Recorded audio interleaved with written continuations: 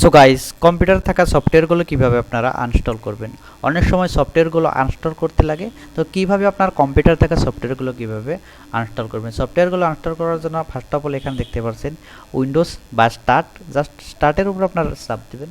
স্টার্টের উপর চাপ দেওয়ার পর এখানে লিখে দেবেন কন্ট্রোল প্যানেল। জাস্ট এখানে আমি কন্ট্রোল প্যানেল লিখে দেওয়ার সাথে সাথে এখানে দেখতে পাচ্ছেন কন্ট্রোল প্যানেল। সফটওয়্যারগুলো আনস্টল করার জন্য এখানে দেখতে পাচ্ছেন প্রোগ্রাম। জাস্ট প্রোগ্রামের উপরে আপনারা টেপ করবেন, এখানে দেখতে পাচ্ছেন প্রোগ্রাম।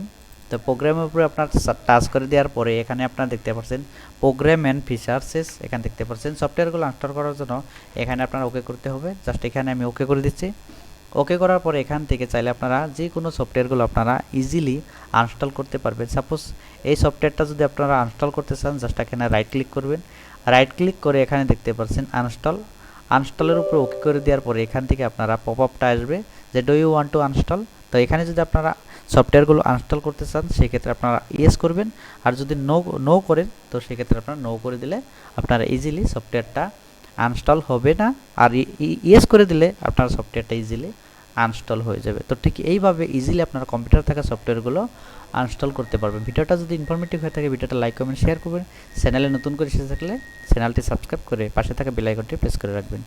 Thank you.